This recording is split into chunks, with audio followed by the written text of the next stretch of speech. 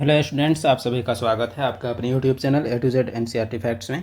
Unique math problem के set number 5 में आज हम लोग सीखने वाले हैं समचतुर्भुज का क्षेत्रफल जब एक विकर्ण और एक भुजा दिया हुआ हो। विकर्ण आपका एक ही दिया हुआ रहेगा, भुजा दिया हुआ रहेगा। तो ऐसे सवाल RRB group D, SSC, railway सभी एग्जाम में पूछे गए हैं। तो चलिए देखते हैं पहला सवाल। और पहला सवाल देखने से पहले हम लोग को एक चीज़ आप लोग को क्लियर कर दें कि जो समचतुर्भुज जो होता है, समचतुर्भुज की चारों भुजाएं क्या होती हैं, बराबर होती हैं।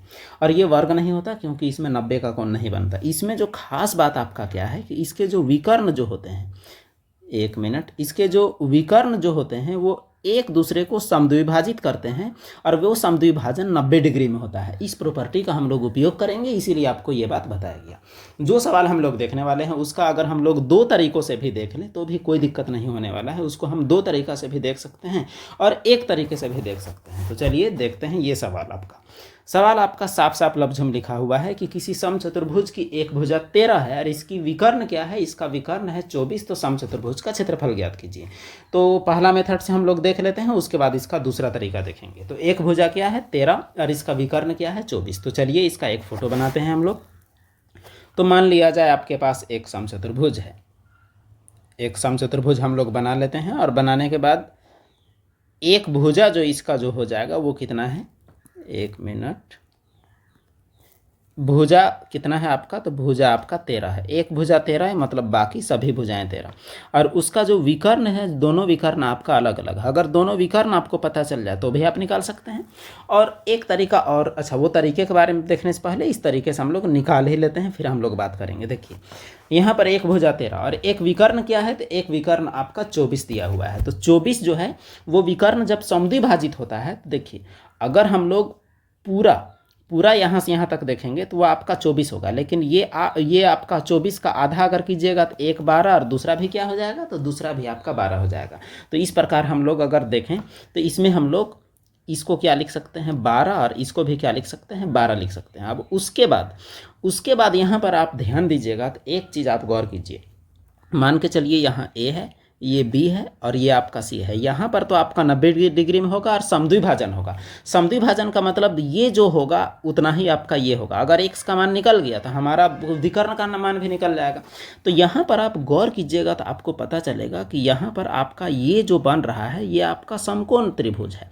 और ये समकोण त्रिभुज में ये 13 वाला जो है ये आपका कर्ण है, एक आपका आधार या लंब है और एक आपका यह आधार या लंब है। तो इसमें अगर हम पाइथागोरस प्रमेय लगाते हैं इसके लिए, तो पाइथागोरस प्रमेय लगाने पर 13 तो आपका हो जाएगा कर्ण।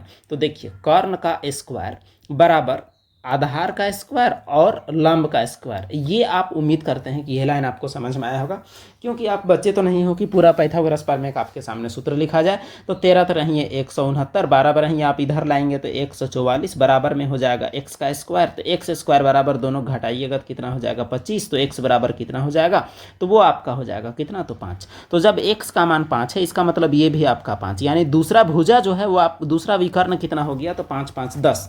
इस प्रकार D1 अगर आपका 24 है तो D2 आपका कितना है, तो D2 आपका 5 5 10 है। अब उसके बाद इससे अगर हम लोग एरिया निकालें तो एरिया बराबर क्या होता है 1/2 D1 इंटू D2, यानी D1 इंटू D2/2। तो देखिए ये हो गया 24, ये हो गया 10 और नीचे में आपका 2 बरहियाँ 24 हो गया। तो 12 दहाइयाँ आप करिएगा तो कितना 120। यही 120 आपका जवाब आ जाएगा। और यहाँ पर आप देख सकते हैं कि 120 ऑप्शन नंबर ए में मौजूद है। इस प्रकार से आप बना सकते हैं। इसका एक और तरीका हो सकता है बनाने का, वो तरीका भी हम लोग आपको बता दें। तो ये तरीका हम लोग दूसरे सवाल में हम लोग कर सकते हैं, लेकिन जो तरीका हम लोग शुरू में देखें वो तरीका आपको ज़्यादा आसान देगा, ज़्यादा आसान। लेकिन फिर भी तरीका बताने जब हम लोग बैठे हैं तो हमारा काम है इसका तरीका बताना। तो दूसरा सवाल है कि किसी समचतुर्भुज के एक विकर्ण की लंबाई 48 है और समचतुर्भुज की एक भुजा कितनी है, तो 26 है। तो समचतुर्भुज का क्षेत्रफल ज्ञात कीजिए। तो ये वाला तरीका से हम लोग ज्ञात करने का प्रयास करते हैं। एक मिनट, इसको थोड़ा छोटा कर लें। तो दूसरे तरीके में सबसे पहले हम लोग क्या करेंगे, सबसे पहले एक समचतुर्भुज हम लोग बनाएंगे। सबसे पहले हम लोग को बना लेना चाहिए एक समचतुर्भुज। अच्छा ये तो वर्ग बन गया, हम लोग आराम से बनाते हैं, एक समचतुर्भुज ही बना लेते हैं इस प्रकार से। तो समचतुर्भुज की सभी भुजाएं बराबर होती है, ये आपको पता है, और विकर्ण दोनों अलग अलग होगा। समचतुर्भुज की भुजा कितनी है, तो 26 है।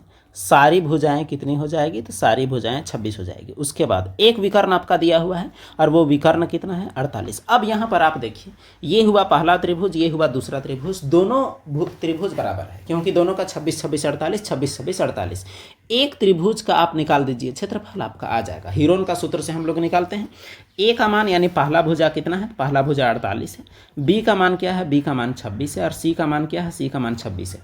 अर्ध परिमाप कैसे निकालते हैं, ए प्लस बी प्लस सी का आधा, यानी परिमाप का आधा या फिर तीनों का आधा आधा करके जोड़ दीजिए। तो 48 का आधा कितना है 24, 26 का आधा क्या है, तो 26 का आधा 13, और फिर 26 का आधा क्या है 13, 13 दूनी 26 और 24 कितना हो जाएगा, तो 50 हो जाएगा। ये अर्ध परिमाप। अब हम लोग बात करते हैं इसका क्षेत्रफल का। क्षेत्रफल का सूत्र क्या होता है, एस होता है, एस माइनस ए होता है, एस माइनस बी होता है, एस माइनस सी होता है। ये फार्मूला का यही आपका सीधा हिसाब रहेगा। एक मिनट, ये फार्मूला का हिसाब आप इस प्रकार रखें कि एक बार रखिए आप अर्ध परिमाप, अर्ध परिमाप में आप पहले वाले घटाइए, यानी 50 में आप एक बार 48, एक बार 26, एक बार 26 घटाइए। 50 में 48 2 बचा, 50 में 26 घटाएंगे 24 बचेगा, 50 में फिर 26 घटाएंगे 24 बचेगा। इसका आप वर्गमूल निकाल दीजिए। अब देखिए यहाँ अगर हम लोग पहला वाला को देखें तो 50 दूनी 100 का वर्गमूल कितना होता है 10, और 24 24 में 1 24 आपका बाहर आएगा, तो आपका कितना हो जाएगा 24 दहाइए 240। अब यहाँ पर देखिए एक का क्षेत्रफल आपका कितना निकला 240। तो जब एक का है 240 तो दूसरे का भी 240 होगा। इसका मतलब पूरे का क्षेत्रफल अगर हम लोग निकालेंगे पूरे का दोनों का, तो 2 गुनी क्या हो जाएगा 240, और ये हो जाएगा 24 दूनी 48 यानी 480। तो इस प्रकार यहाँ आप देख सकते हैं आपके सामने 480 दिया हुआ भी है। तो जो तरीका आपको सही लगे वही तरीका से आप बनाएं। इसका दोनों तरीका से आपका बन सकता है आसानी से। ये डिपेंड करता है आपके ऊपर कि आप कौन सा तरीका आजमाते हैं। तो इन सभी तरीकों को आप आजमा कर देखें। इन सवालों में ये सवाल ग्रुप डी का है, तो इसमें भी एक भुजा की लंबाई दिया हुआ है, विकर्ण का लंबाई दिया हुआ है, समचतुर्भुज का क्षेत्रफल ज्ञात करना है। वीडियो को पॉज कीजिए और बनाने का प्रयास कीजिए। अगर आपका बन गया हो तो मिलाने का भी कष्ट करिए, इसको आप मिलाइएगा तो ऑप्शन नंबर बी आएगा। अगला सवाल है, अगला सवाल जो है वो आपका चौथा सवाल है। इसमें भी आपका भुजाओं की लंबाई दी हुई है, यानी एक चारों भुजाओं की लंबाई, विकर्ण में से एक का लंबाई 14 है। आपका क्षेत्रफल ज्ञात करना है। जो तरीका अप्लाई करना है आप अप्लाई कीजिए।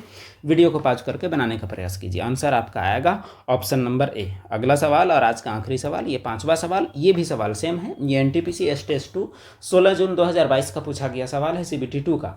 इसमें भी सेम दिया हुआ है, भुजा दिया हुआ है, विकर्ण की लंबाई दिया हुआ है, मैदान का क्षेत्रफल ज्ञात करना है। उम्मीद करते हैं कि ये सवाल बनेगा। कमेंट बॉक्स में इसका जवाब आप जरूर बताएं। बाकी सवाल का जवाब तो हमने बताया है, इसका जवाब आपको बताना है। वीडियो का अंत तक बने रहने के लिए आप सभी का धन्यवाद। फिर मिलते हैं हम लोग अगले वीडियो में।